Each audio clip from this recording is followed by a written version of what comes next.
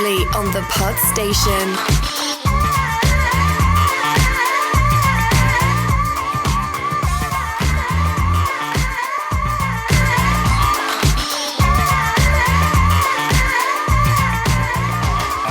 Welcome, listeners, to another episode of Disco Fever, Season 3 of Star Trek Discovery, Episode 12, There is a Tide. And once again, the two marks are delivering a reverent review, providing you lively debate, conversation, and social commentary. Will the steroid-infused Osira have roid rage on the Discovery crew? Will Bruce Willis, Burnham, find her way through the Jeffries tubes? Will Booker's Transformer ship make it back to Discovery Shuttle Bay? Should you always secure your pussy when smashing through an open hole? All this and much more.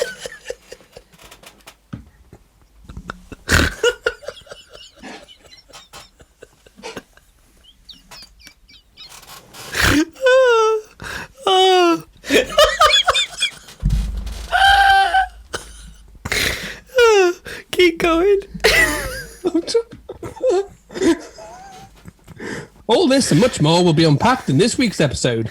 Let me introduce my friend and co-host, Mr. Malou, Mr. Mark Pollard. I'll do it again. Let me introduce my friend and co-host, Mr. Mark Pollard. Hello. Hi. Oh my God, that killed me. Did that? I did actually think exactly the same thing about Bruce Willis when I saw her shoes pop off. I thought, how fitting that they've done it at Christmas as well. Indeed, yeah, yippee-ki-yay and all that. Although she didn't write the names of all the aliens on her arm. No, that's true. And she wasn't wearing a watch. Well, she was wearing something on her arm to hide her life, but so I suppose technically she was. How are you anyway? I'm not too bad, actually. My wife suggested that we play doctors and nurses, but I didn't realise I was going to be left in a corridor for 3 hours. Is that satire? It is. Well, I satire. You sat there. Oh dear. Oh. So when is this? Is this New Year now then? This is New Year, isn't it? Yeah, it is. This episode came out on New Year's Day, so we are officially in 2021, people. I'm sure you're all absolutely delighted to see the back of 2020. For those who don't realise, the 1st of January 2021 is just the next day on the calendar from the 31st of December 2020, and therefore the shit situation we find ourselves in is still shit, and will remain so, unfortunately, for probably another 3 to 6 months anyway. Hopefully there is a light at the end of some tunnel somewhere. Tier 12 we're in. Well, it depends what day you talk. I mean, if you're listening to this in a couple of weeks' time, it might now be tier 4,427. I like tier 12. It means that you don't see anybody. You just throw stuff through letterboxes.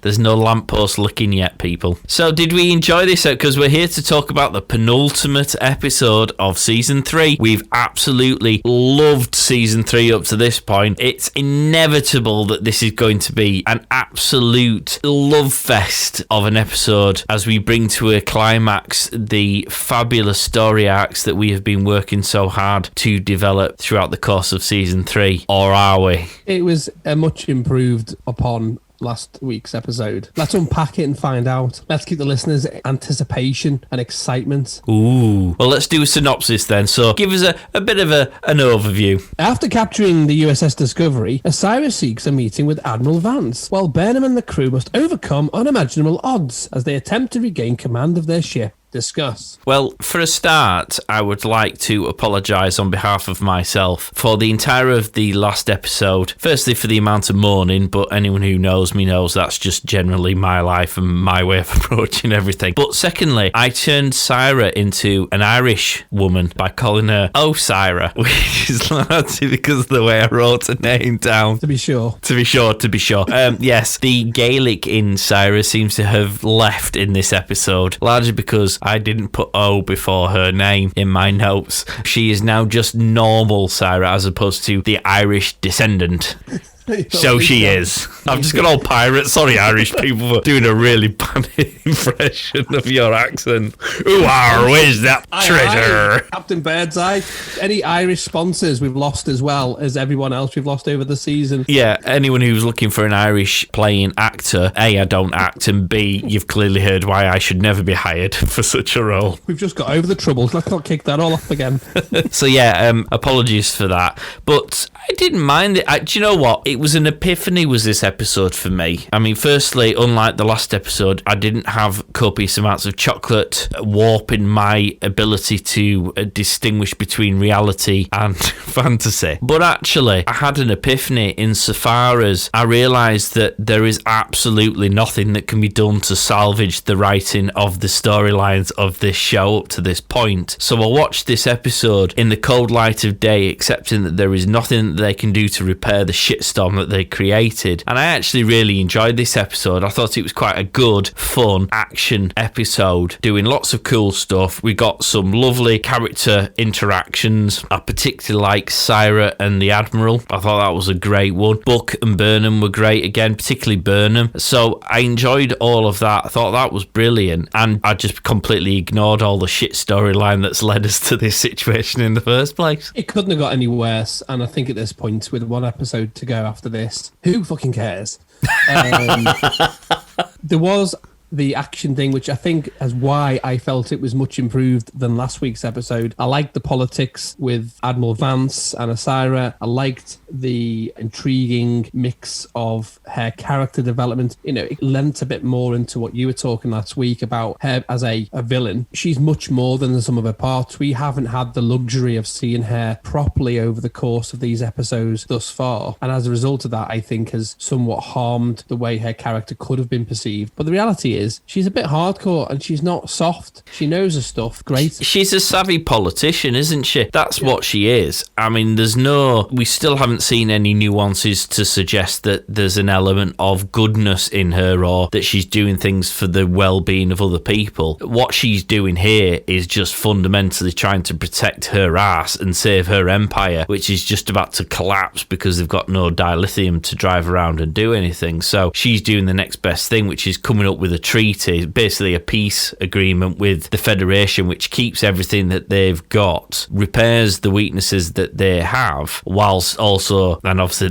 this was the sticking point in the negotiations, absolves her from all war crimes and evil doings that she's done in the past. But that's her just covering her ass, and the irony is, how many times have we seen governments do similar agreements with warlords and dictators of countries in the same way? This is what we were banging on about in the last episode. This was something that felt real. The Federation are desperate to get these guys off their back because they are a legitimate risk, they're a legitimate power in the region, and they are a very real danger to what they're trying to achieve. Flip side, the Syra and her gang need to protect their empire, and so they're prepared to make concessions in order to do it, but not to the extent where they land themselves in prison. That feels really real, and that's kind of what we've been lacking in a lot of these story arcs, and it was done well, I felt. I like the Admiral and I like Syra in this. I thought it was really good. I did particularly like the absolute shock and disdain on her face when he was like, yeah, you'll have to be, you know, we'll justly try you for your war crimes. And she's sitting there thinking, yeah, but there's no way I'm not being found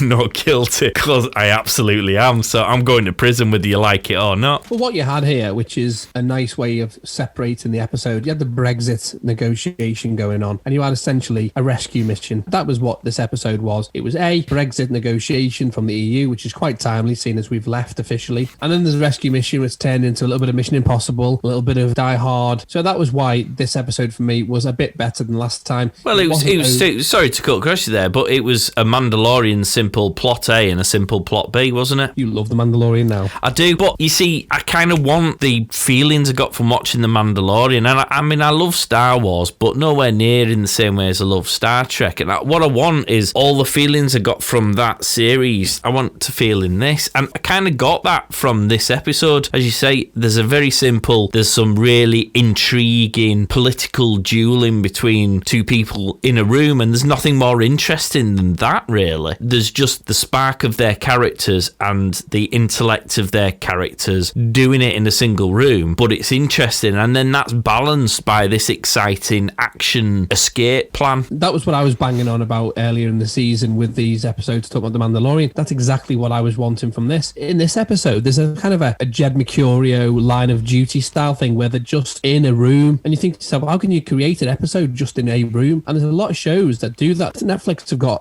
season 2 of Criminal, which is taking essentially what Jed Mercurio, who's just been knighted or been given an honours by the Queen, did in Line of Duty, and everyone loved the interview section of that series. And all they've done with Criminal is taken that room, but it's no different than any other police procedural. What you've got there is two hardcore politicians, the Admiral, that to be fair has grown on me, and Asira, who is a villain, but actually is quite savvy, because what she's done, I mentioned a few episodes ago, the theatre play Wicked. So when you watch The Wizard of Oz, you think, oh bloody hell, they know the Wicked Witch of the East. Actually, what you've got is someone who's dropped a house on your sister and is now wearing their clothes. It's about perception. So when she's saying, well, actually, Starbase 4524A/2 is dealing with us, and they're part of Starfleet, it shifts the dynamic, and he's like, well, actually, we could be doing that, and we can all work harmoniously together for the benefit of everybody. And again, as I mentioned last episode, equal opportunities, equal rights for people. Let's all be at the same level as everybody else, technological, political, environmental, whatever. Let's work together as a consortium. She's already gathered those people. That's an amazing story to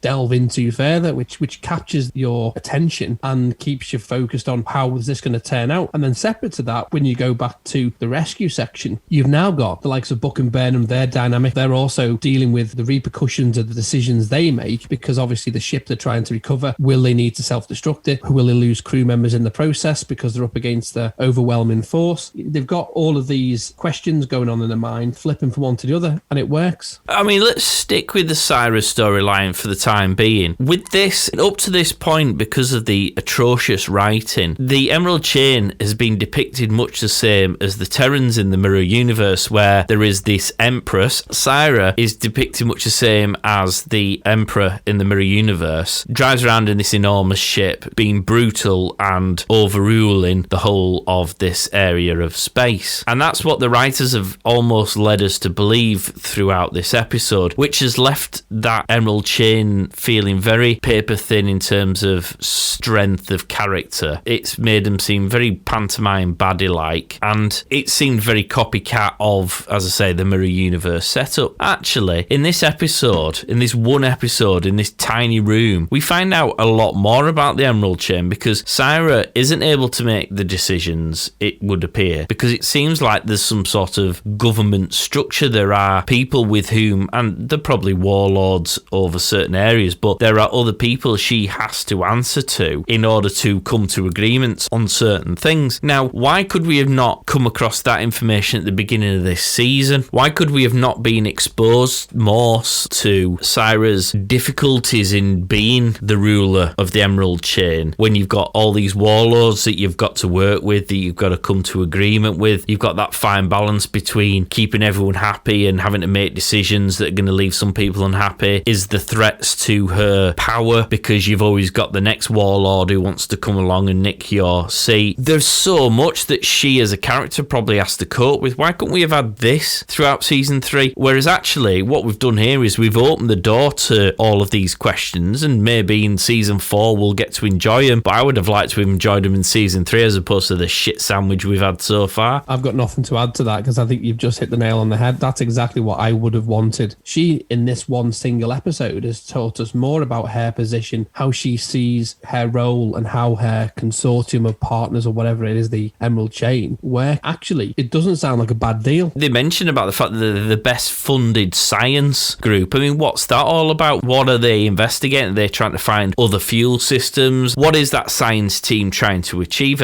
Is it for good? Is it bad? Is it a bit of both? Who's in charge of that? Who funds that? How do they fund that? You know, there's all those questions that stem from that. We've obviously got the dumbest scientist genius in the whole world, who will come to, I'm sure, at some point in a moment, who tells us a story of how she saved him from dying. And it's like, okay, well, why did she do that? Again, is there a bit like Thanos where she thinks she was doing a good thing, but actually in the cold light of day, she was only saving him because she saw potential to benefit from him? I don't know, his intelligence, or there was something in his genetics that solved the problem for her and it was worth keeping around. Or did she legitimately feel sorry for the guy? Is it because she had a sibling who had a similar problem, and so it was like trying to make amends? There's a whole host of nuances that we could have had at the beginning of this season that would have made her a much richer character come the crunch at the end of this season. Seems a bit of a prejudice against her because she's of a species that has historically been against the Federation. So the Federation's position now is that categorically we won't have any dealings with them. And if you look at what they're offering in terms of trade agreements, there's no difference in the way she operates to anybody who buys an iPhone or buys some clothing that's been created in a sweatshop. Somewhere down that chain of production, somebody suffers. I'm not suggesting they're being shot with lasers to the face. Just for legal purposes, Apple, we're not suggesting that during the course of your manufacturing process there are any human rights abuses. We were just mainly using it as a rough analogy.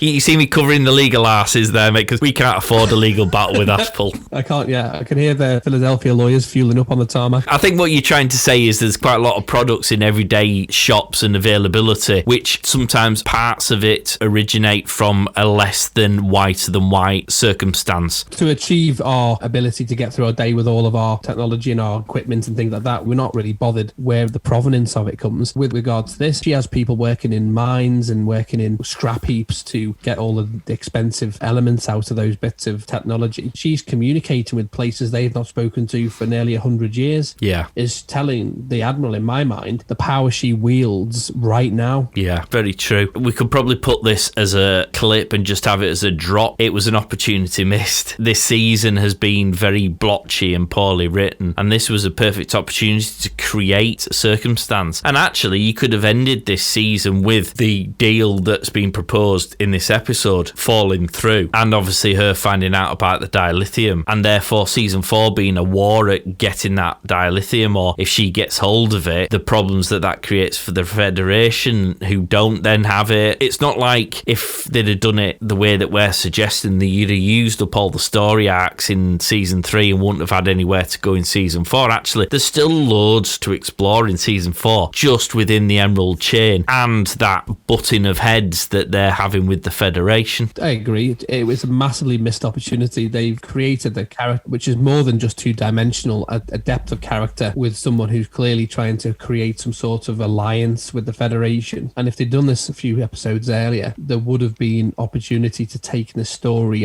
much further. I mean, it's quite interesting. It happens to be about what appears on the face of it to be a Brexit type thing. It does feel very real time, doesn't it? Yeah. I mean, and if it is the case that they've done this before, all these things happened, fair play to them. And they've been on the nose if it's been about Brexit and it's been about political things with Donald Trump, or it's been about the pandemic during lockdown. I think they've brought out a sense of understanding within the narrative. Sticking with the negotiations for a second, not only do we get a lot of interesting information that has opened up a whole world of storylines that they can now utilise, probably badly if we're going by the track record this season, but there was tension there as well, wasn't there? Because you didn't trust her throughout. You're like, is this a trick? And then you had this lie detector guy. Now, I laughed all the way through this because I've been in plenty of business meetings, and as a lawyer, I've been in many negotiation meetings where it's felt very much the same as what we saw in this episode, where everybody turns up with the equal number of lawyers in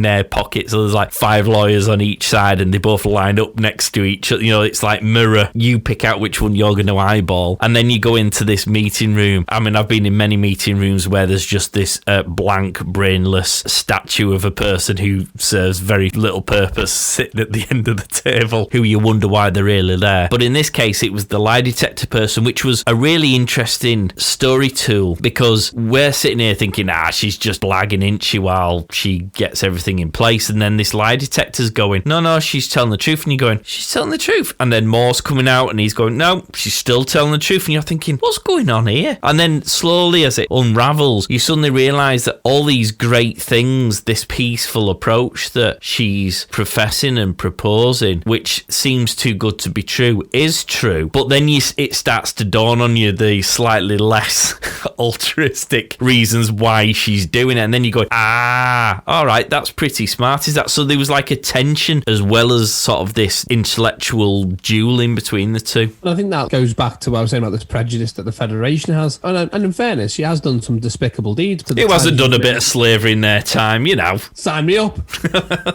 You mentioned Giorgio and you were saying that she's a mass murderer. Well, that was enough.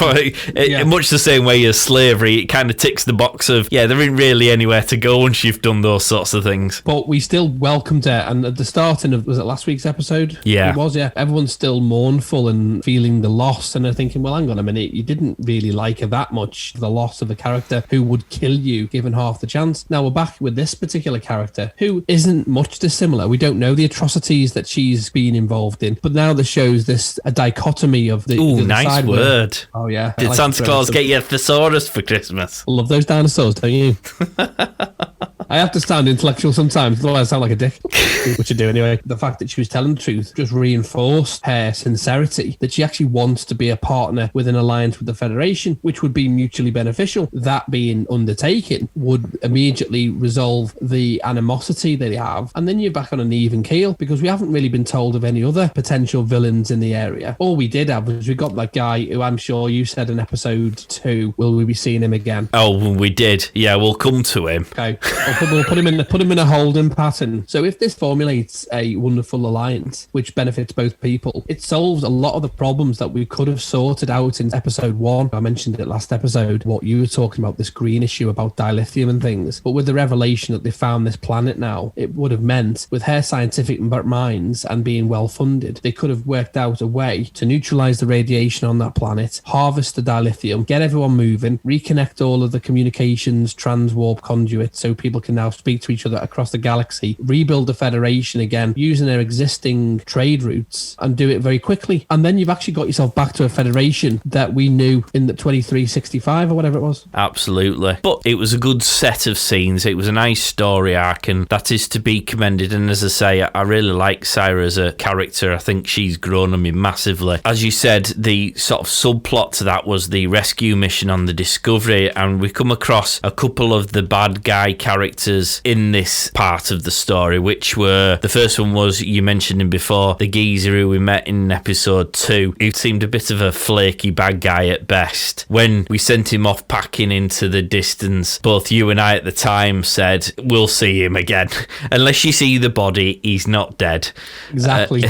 So lo and behold, he's back. But the Discovery and the Discovery crew never really did anything to him first time round, did they? And alright, he had a bit of a bitch about the fact that he had frostbite in his hand because they sent him off packing. But that was probably the least cruel thing that they could have done to him. I mean, by all rights, having just murdered a couple of people there and then, it wouldn't have been unreasonable for Saru and his gang to have just killed him there and then. So the fact that they let him live and have a fighting chance of surviving, he ought to be bloody grateful, not miffed at them. When he turns up, and I'm sure the writers were expected to go, oh my god, he's back to wreak his revenge, and I'm thinking, you're a lucky bastard that you're even able to turn back up on that ship, and actually you should be going round, preferably not with your frostbitten hand, but with your good hand, going around and shaking everyone's hand, going, thank you for saving my life. I wouldn't have thanked him if he'd have tried to shake my hand with a frostbitten one, because that looked a bit minging. They probably pull him off. Yeah. You'd just be left with a finger in your hand. Like a leper. Yeah. So I didn't really buy that whole tension created by him returning thing. And he's not that interesting a character to begin with, is he? That character was the only other villain. He was the pseudo-villain. He was one of the warlords, really, wasn't he? Yeah, and he wasn't that terrifying. He's been scooped up by Syra, and he didn't give me any more reason to be frightened of him. He wasn't particularly mean. He's not particularly intelligent. He's not super strong. He's not got a big arm. There's no one facet to his toolbox that particularly makes you think, ooh, this might be a bit of bother. He hasn't got opposable thumbs. Well... Not anymore, he hasn't. Can't have a wank anymore. Well, one of them stuck up his ass because he tried it and he just came off. He's blocked up like a cork in a bottle. Oh dear. So yeah, we found him. And then we also found the world's dumbest clever person. So we have this scientist who's wheeling himself around, obviously talking about how Syra was amazingly good to him because she saved him from dying and he was in a terrible place. Everything was going wrong, but Syra listened to him. She didn't have to, but she did. And she saved his life. Of course, since that happened, he seems to have ignored all the horrible things that she's done. He presumably doesn't watch the news, read the newspapers, or generally pay any attention to the slaves in chains walking past him on the street, crying as their children are ripped from their bleeding arms, to assume that Syra is still a good person. So when Stammets points out that actually she's quite a bad person, he goes, "No, she's not. She's always loved me." Oh, you fucking idiot. You know why she's always loved him? Because he's an idiot. When he goes to the cinema, she gets a free ticket. She gets to sit in the good seats. Yeah. That's terrible. And also, every time you get to a queue, he's right at the front. In fairness, I actually had a dream that we weren't ticking enough boxes this season, and I thought we haven't seen any blind people. Oh, dude. What? I was dreaming that we haven't seen enough blind people. I was thinking there's only Georgie LaForge who's been technically blind. And I thought we haven't seen any people who are disabled. When I saw this guy, I thought, oh, here we go with tick box. I did some research. He's got ALS or ADF. Oh, the guy himself. Well, I thought as much because if you watch one of the scenes as his machine's sort of wheeling itself away, he sort of moves his arm, but he moves his arm in a way where you can sort of see that. So that's brilliant. I'm made up that someone like him can play that role, but unfortunately, his role was that of an idiot because this guy's sitting there really straight-faced going, "No, she's a good person." And they're going, "You fucking idiot. How many planets with, like, slaves? You know, you're a scientist and you're probably being asked, I don't know, to do testing on human people. Which part of that process is good?" It was just a bit silly, was that. And I'm sure he's going to be the one who flips on her in the next episode. Just ask Joseph Mengele. I'm sure he'll agree.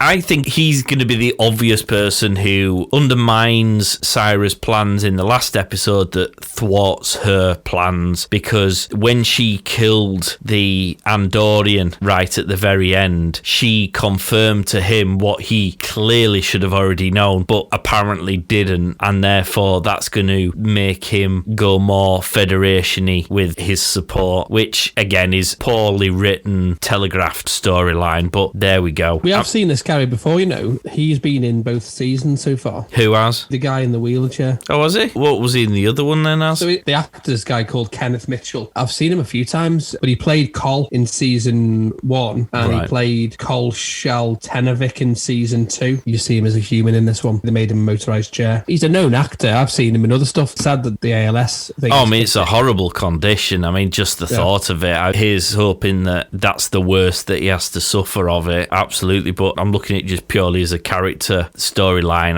His character was given the usual slapdash backstory that most new characters and indeed existing characters have been given this season, where it's not been properly thought through. Does he have a soft spot for Syra because of how they came together and what she did for him? Yes, that's fine. That's great. That adds a lovely nuance to her as a character. It creates some interesting dichotomy between her and his character. But to then pretend that he's completely oblivious to all the horrible stuff that she's done just seems too unrealistic. Whereas actually, would it not have been better that he constantly has to fight with his conscience to try and balance what she does with the person that he knows, and to try and sort of justify the things she does as being only doing it for the greater good, etc., etc. You know, that kind of situation, which would have been a far more interesting way for that character to have tried to defend her, as opposed to, no, she's never done anything wrong. She's always been lovely.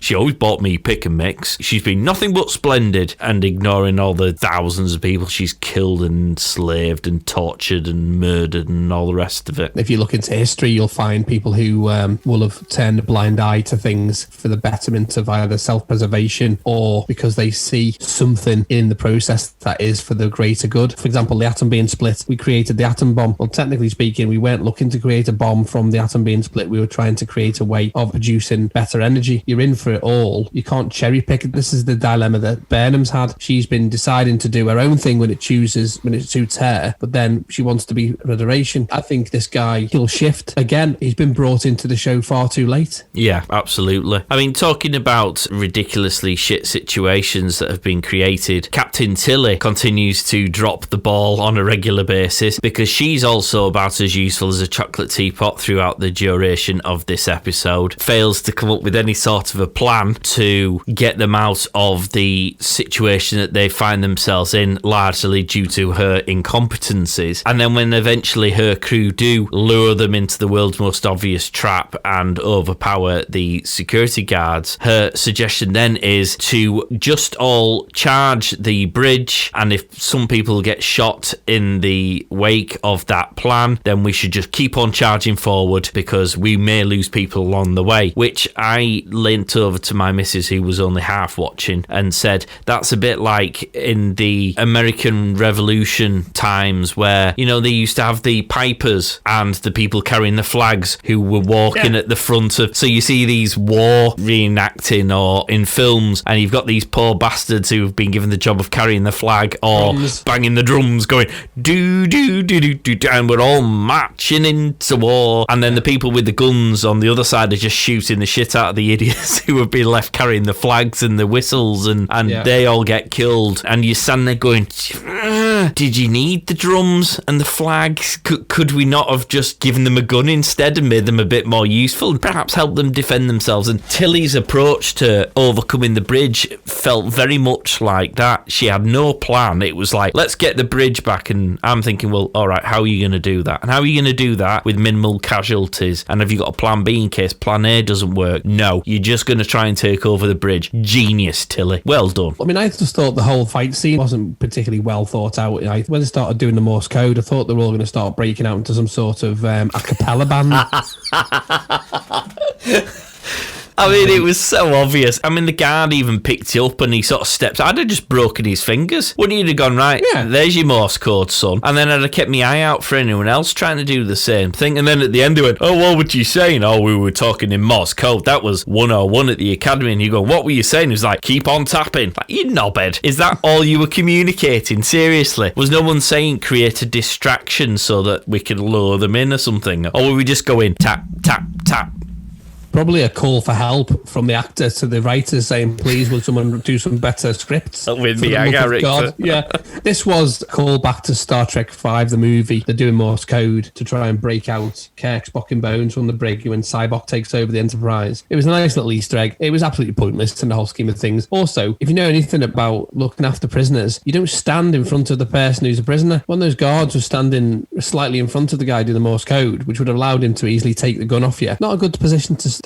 Well, there's a whole host of flaws. I mean, this comes back down to the writing again, doesn't it? First and foremost, you split them up so that they can't communicate for a start. Secondly, you keep your eye out for things, and if you are going to do Morse code communication, you do it a bit more subtly than tapping right in front of the guard, quite clearly communicating. It was a bit daft, but again, I think the Admiral really nicely, I mean, in the last episode I said that I can see the end of the season, Saru being stripped of the captaincy, and I think he'll get given to Burnham. And I think this episode reinforces that, because when Cyrus says, yeah, we took over Discovery, it took me all of 10 seconds because you put that stupid idiot ensign in charge, and the Admiral goes, what? I told him he shouldn't have frigging done that. What a dickhead. And it's written all over the Admiral's face that Saru is going to get a right royal dressing down for that decision. And I think when he finds out all the other stuff that Saru's been doing, I think next time the Admiral sees Saru, he's going to go, you can't be trusted as captain, you can't make impartial decisions, the decisions you have made when they've counted have been the wrong ones. I want Burnham in charge because Burnham's the only one who hasn't actually dropped the ball. I know she's a little bit revolutionary with her thinking, she's not traditional Starfleet with the way she does things, but she gets results and she makes the right decisions and she makes the hard decisions. I think that's going to end up, we love Tilly as a character normally. This isn't Tilly bashing, this is just the writers having really put that character in a situation she should never have found herself in, and now making her look like like a right arse. The problem isn't her as a character. The problem is you've got an ensign running a ship. Never happens. No. There's a reason you have rank and file. There's a reason you have a chain of command. Admiral Vance is an admiral, but he hasn't just gone ensign to admiral. We're not in the Napoleonic Wars where you suddenly end up inheriting the rank because the person behind you's been shot. There's an actual process to follow. All it's going to create is dissent amongst the ranks of people who've worked hard and studied hard to gain their official commission. One, you've got no experience. Two, she hasn't got the mettle for it. No. She's a nice person, and that's the problem. You can't be nice and be a captain. Well, you see how the Admiral reacts to Discovery, where he's suspicious. Even when they let it in, they're still suspicious. And when Discovery's sitting there, they've still got all the guns pointed at the ship, because until the Admiral gets confirmation that he needs to have, that this isn't something that's untoward, he's prepared to blow the living shit out of the Discovery. And actually, his caution and his security measures keep the Federation safe when it quite comfortably could have been left exposed. The counter to that is the feelings of Tilly in the last episode to take any security measures when it turns out that the ship that was herring after them wasn't a Federation ship, but a Federation ship pretending to be a Federation ship. I mean, the first clue should have been in the fact that they were disguising themselves. Should have been, right, shields up. Oh, we haven't got any shields, Tilly. All right, okay, well, what can we do to protect ourselves if we come up against a baddie? Well, we could spore drive away. All right, get Stammets' ass in the thing ready so that if we have to jump, we can do it at a moment's notice. None of that. What she could have pioneered, I know it hasn't happened yet, she could have done the Picard maneuver. Yeah. And they could have done the Picard maneuver because they've got a spore drive that would allow them to look temporarily like they're in two places. So they would have fired on the facsimile version, allowing them to attack the main ship. You and I could probably have come up with a variety of different ways. The fact that it's a massive ship means nothing when you've got a spore drive that immediately in an instant can move you from one place to another. And in the last episode, we were talking about how irritatingly crap Stammets was about his little paddy about leaving Colbert. This episode is a shining example of what I was trying to explain, in that Burnham and Buck at the very beginning get back and Buck's like, right, I'm going to have to go and do this. And Burnham's like, no,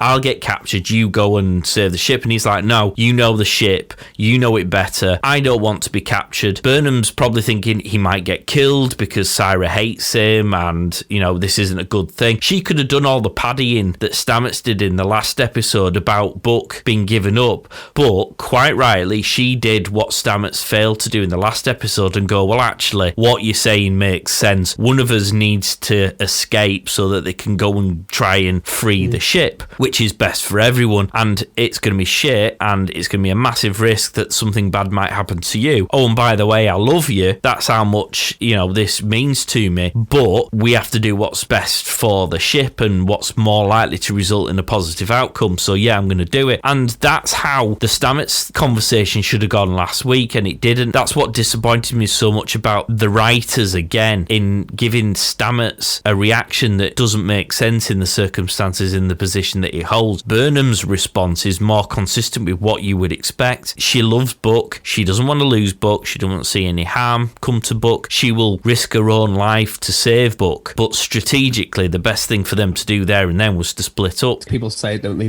people in a relationship to go, oh, I'll take a bullet for you. Well, the reason you can say that is because you know it'll never happen. There's very few people I know would stand in front of another person and commit themselves to being the first to be taken out. People just say it, don't they? In Star Trek, we've got to take the fact that actually the risk of being in these situations is far greater. And so to do that is subverting the expectations. And I think it's a great example of how strong these two characters have been in this series when she said, I love you to Buck, but it didn't feel cheesy at any point. It didn't feel forced. And his response felt consistent to the character that we've come to know throughout this season. It was a lovely scene because I don't normally like the gushy scenes. They always make me go, oh, fuck off. But this one didn't, because it didn't feel forced. It didn't feel insincere. It felt natural. And for me, it felt like these two characters have earned that scene because they've been brilliant. But this new laid-back, fun-loving, easygoing, slightly rogue Burnham has been fabulous this season. She's been brilliant. And Buck has just been a fabulous character throughout. And quite frankly, who doesn't love Buck? Absolutely, I agree. The flip side to that, to show the actual opposite, is when now Stammets considers Adira to be his child. And it's like, what the fuck? How has that happened? You've only known Adira for 5 seconds. And yes, we've seen how close he's been. That felt forced. You've seen it in a couple of episodes and you've commented on the fact that he's trying to be overtly helpful, out of character. And clearly we know now why that is because he wants to make this family unit. He's obviously in love with Culber. He's overcome the fact that he lost Culber, doesn't want to lose him again. So there's that. And now Adira is someone he has an affinity with, one big happy family. Reckless, because he knows Adira as much as we do. Yeah. And Adira is still dealing with the loss of Grey, who we still don't know enough about. And they need to take a step back. You need to take a page out of the book of book. Well, I mean, he needs to take a page out of Burnham's book, which she promptly whacks him over the head with to render him unconscious. When he does start acting like an ass, yeah, she does the Vulcan pinch. She's like, oh, I'm not having this conversation. I've got too much shit going on here. I'm trying to save everyone, and you whining and bitching and moaning because you can't have it your way exactly when you want it is just not helpful. See ya. And then she fires him out of a window as well. She goes like, fuck off, boom. That's what a captain does. That's why I think she's going to be given the captain's chair by the end of this season, because that's what a captain does. She goes, right, okay, ideally we need to spore drive back to save the team, but at the moment the bigger risk is that these guys, the Emerald Chain, get hold of the spore technology. They're currently in charge of this ship, so until we get control of the ship again, the biggest risk to that happening is Stamets being on the ship, so fire him out of an airlock, put him where the Federation is so that they now don't have the ability to use the spore drive. So even if they steal Discovery, they've got no means of making use of the technology. And what it might mean is that they give up Discovery, we let them go, and then we can spore drive straight away to save everyone. It's like, well, that makes perfect sense, Burnham. That's how a captain thinks. Understanding that the spin-off shows, which have been heavily mentioned in the short treks I'm talking about now, Eclipso being one of them I'm talking about, because we had Zora was the computer that got a bit cheeky a few episodes ago with Saru, and we know Discovery is left abandoned, hidden in the 32nd century. Is this the causality potentially of how that happens, where they abandon the ship and it's programmed to, I don't know, fuck off to some nebula and hide, and then Zora, who is clearly a sentient being now, ends up being part of the ship, a bit like as we find in Solo, the Millennium Falcon has its own sentience. Well, I found the Sphere introduction crowbarred outrageously in, because right at the beginning of this season we obviously had that moment with Saru, didn't we, talking over it, and then absolutely fuck all has been done to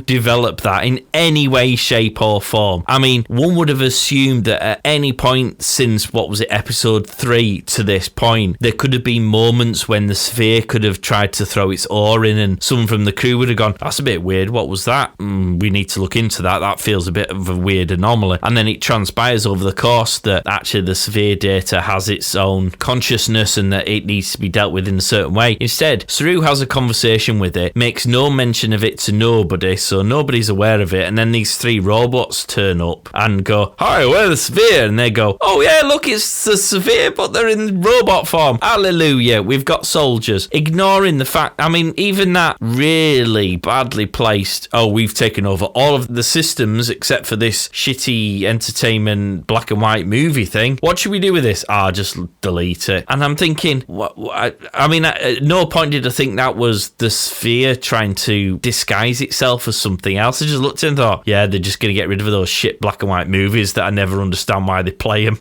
in modern. Well, we talked about those and I said, yeah, I like Buster Keaton, and that's what it was. When Asira comes across data she can't delete and you see those eyes turn up, well, they're Buster Keaton's eyes. So all that is basically the Sphere data using what those movies were, which is why you asked, well, why would you show that movie? Well, now we know the writers wanted to put in a clever little nod to Zora and tie it all in. That's really the only narrative reason to hark back to that episode. Sphere data is using what it's got in its data banks to become sentient, I suppose. Yeah, but I didn't think it was the Sphere when they were looking at that black and white movie deciding whether to delete it or not. And no point did I think, oh, that's the Sphere data that they've come across there. And And then when the robots turned up, I was like, oh, here we go. There's the magic MacGuffin that's going to solve the problems that we needed to solve. So don't worry about that, guys. Well, when she's trying to delete the data, on one of the computer screens, you see a pair of eyes appear. Right. I didn't see that. The eyes appear on the computer screen, which shouldn't be on a computer screen. And the eyes that are on there are Buster Keaton's eyes from the film they were watching in Forget Me Not. I didn't realise that. But again, even if you allow for that fact, we've still gone, 10 episodes without there being any development of this plot line whatsoever. Oh, agreed. I mean, it's lazy writing. I mean, they've not done themselves any favours. They've just created lots and lots of threads that they are now doing their best to wrap up very quickly, which never ends well. It's not a good idea to do that. So we've got that. We've obviously got Burnham, who's now running around the the Discovery, much the same as Die Hard. And what's the character called? John McClane. So we've got Burnham running around Discovery like John McClane. She removes her shoe, she injures her leg. I mean, it's almost Die Hard ripped off. I mean, I quite enjoyed her whole trying to overcome the ship thing. Again, it felt quite realistic in how she was going about doing it, with the exception of there must be med kits, like emergency med kits, dotted all over the ship. I didn't understand why when she got stabbed in the leg, her first port of call wouldn't have been to get a med kit to fix her leg, because that clearly hinders her ability to do what she's trying to do. And it made no sense that she wouldn't get that fixed. And obviously now she needs to stop off at the cobblers to get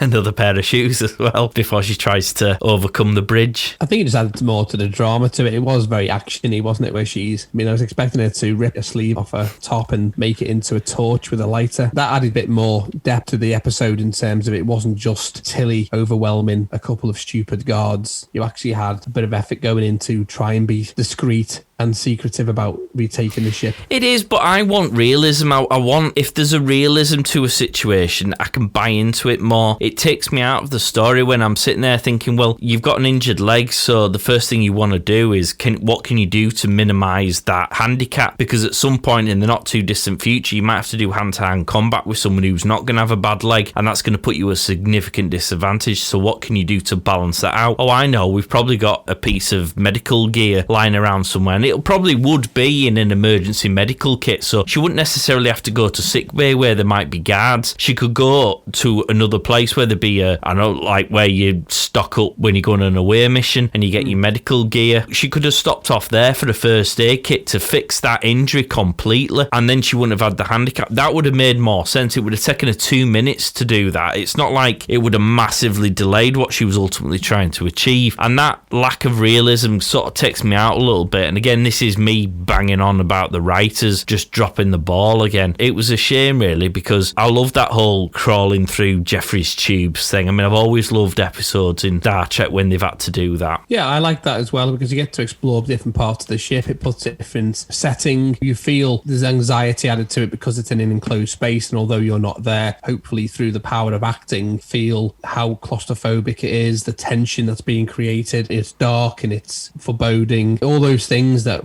heighten your experience of viewing an episode. And obviously you're trying to retake a ship and it's one person in the crew. Yeah. That was good, but could have been done better. Or in fact, not done better. They could have elaborated on it or made it so it wasn't just Burnham in the Jeffries tube. It could have been a coordinated effort where Tilly and her band of brothers are also in Jeffries tubes and they're all making their way. Well, it would have made it more realistic, wouldn't it? That if Burnham had to spend an extra 5 minutes getting the med kit to fix a leg, but unbeknownst to her, there's other things that are going on so they're all closing rank on the bridge. Exactly that. And it made sense, and it would have been realistic because it wouldn't just be one person. I mean, okay, Bruce Willis in Die Hard is in fact one person, but they didn't have lasers, let's be honest.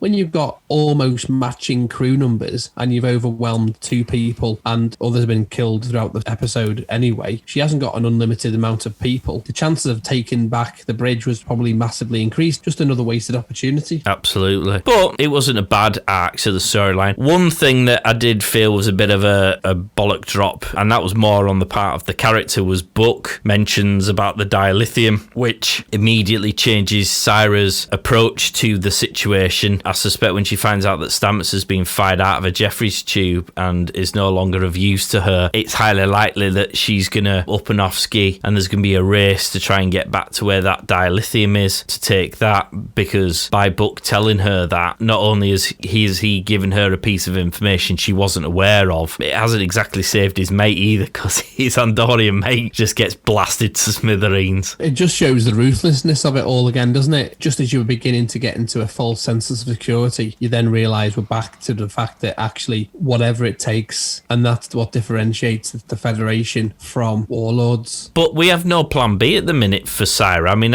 it'd be interesting. Well, I say it'd be interesting. We all know that they're going to obviously recover Discovery because there's no option available to Syra. The Federation know she's got control of the ship, so they're not going to let her take the ship out, are they? They've got everyone closing rank on her within the ship, and they've got no ability to spore drive out of there. So somehow they've got to find a way of getting from the ship onto her ship in order to escape, and they're probably going to have to use the Borg thingy. Oh, transwarp conduit. They're going to have to use the transwarp conduits to get back to the dilithium thing, whereas obviously they're going to, once they've made their escape, Stammets is going to have to come back on the ship to do the spore drive, which is obviously going to have to require Burnham to say, alright dude, FYI, I'm in charge of the ship now, largely because Tilly's shit. Secondly, because Admiral has put me in charge and sacked Tilly. And thirdly, Tilly has resigned because she recognises she's shit. I'm sorry I rendered you unconscious because you're a whiny bitch. Would you now mind getting us back to where we needed to be so we can now go about saving you fella? Because that was kind of the plan all along. Yeah.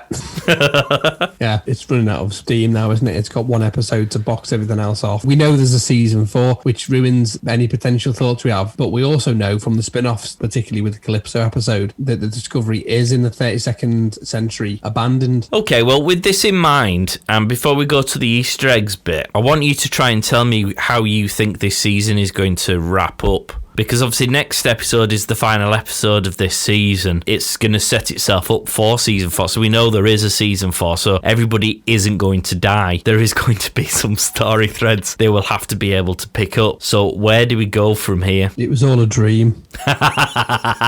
They were all dead. Yeah, on an island. This is purgatory. Yeah. Oh, how many shows have done that? It's a very good question. I'm kind of lost. My brain is numb from just watching the poorly hashed out developments. We know Giorgio's fine, which is great. Let's break this down then. Do you think Colbert, Saru and Adira are going to be saved? One of them's going. Okay. Do you think they're going to have to kill Manchild because his paddies have been the cause of the burn, and presumably if his DNA has been altered or he has naturally adapted to the environment he's in, presumably it would be dangerous to remove him from that environment? I think the dilemma is going to be that he's going to have to get killed. Saru won't have the balls to do it because they've gone. They dropped off. They dropped off and rolled away down someone's sock.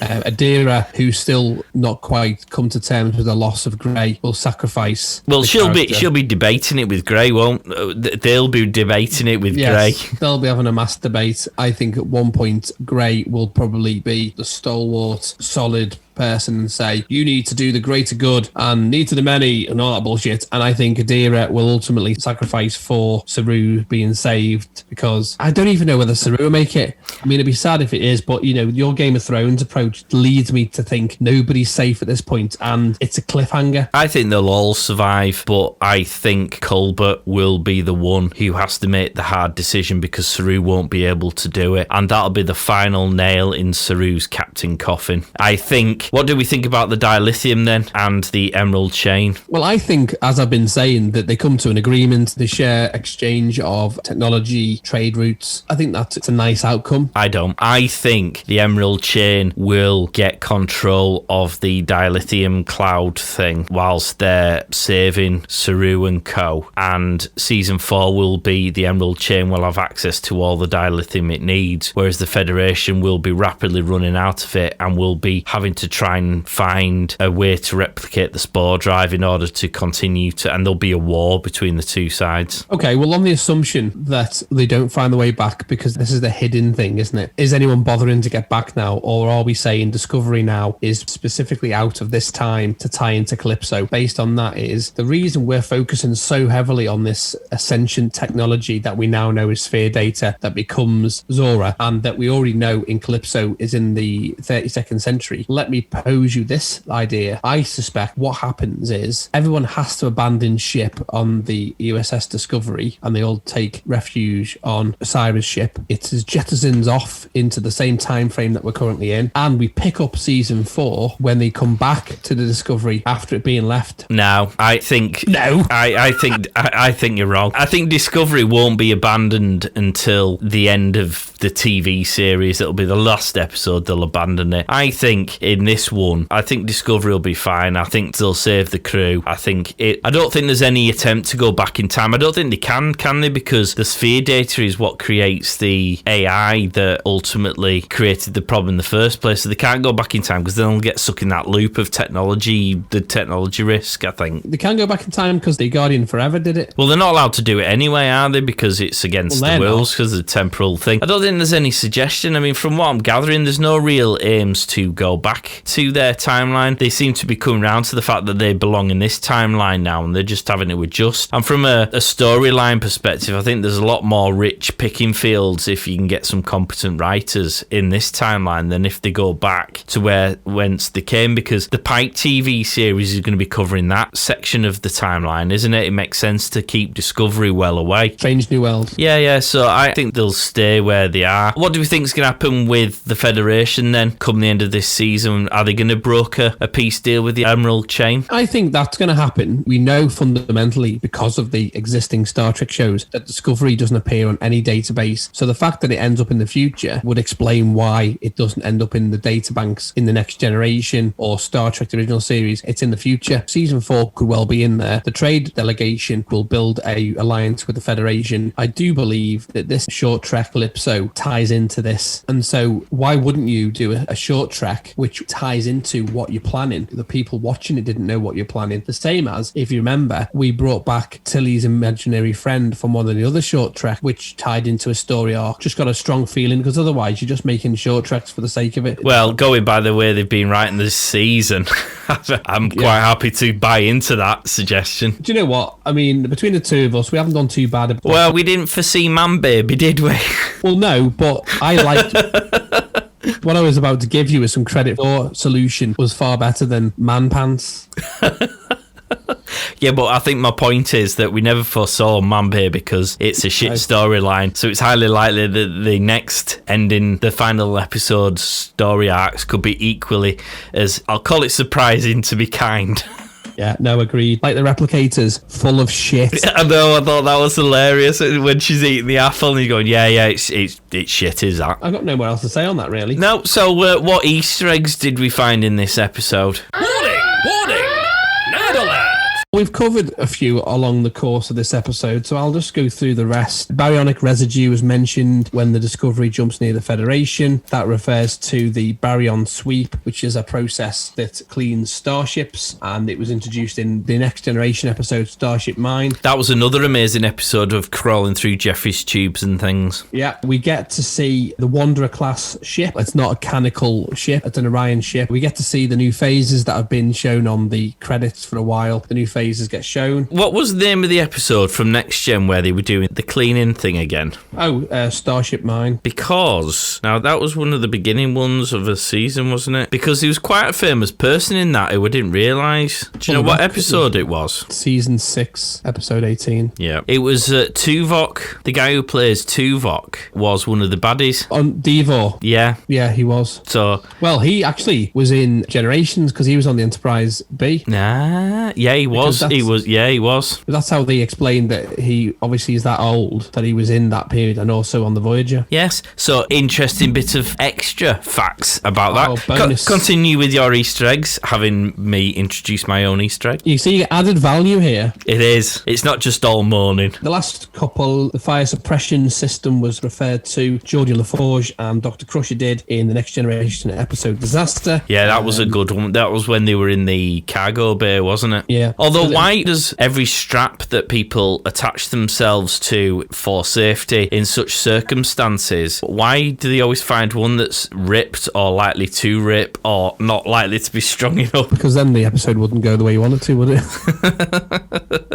We've mentioned quite a few others, but the last one really is the phaser overload. Continuing what you were saying about Burnham in the Jeffries tube, she sets the phaser to blow a hole in the side of the ship. We've seen the overload done in the original series episode Conscience of the King, and the others we've kind of covered in the episode. Well done, us. Penultimate episode, what would we give it out of 10, sir? Based on the fact that this was more of a kind of a rescue mission, and I quite liked the sort of room environment with the negotiations, I'm going to give this a 7. Very good.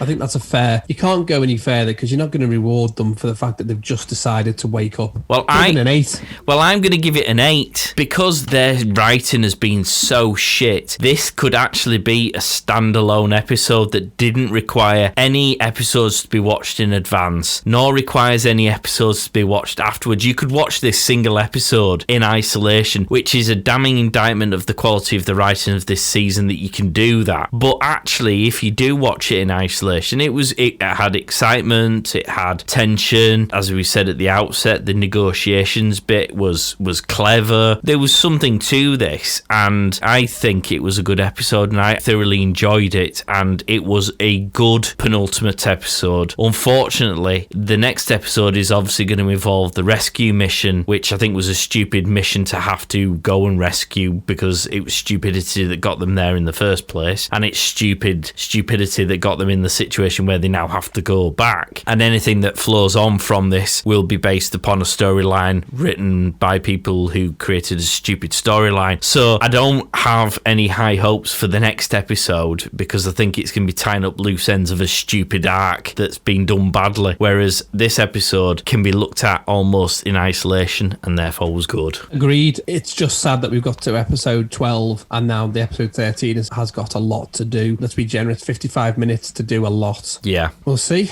We'll see. Well, hopefully you've enjoyed this episode. If you have, go and check us out on social media. We have a Twitter poll rolling on this most recent episode, so let us know what your thoughts are. If you disagree with what we said, throw your comments in there and we'll read them out on the next episode. If you would like to follow us, we're on Instagram, Facebook, Twitter. It's at Picard Talk, which is actually our sister show, so you can go and check out the episodes we did there. On all the major podcast platforms, we covered Star Trek Picard's series, and actually over the course of the next 40 years, we will be releasing seasons 1 and 2 reviews of Star Trek Discovery. You can also eat. Yeah.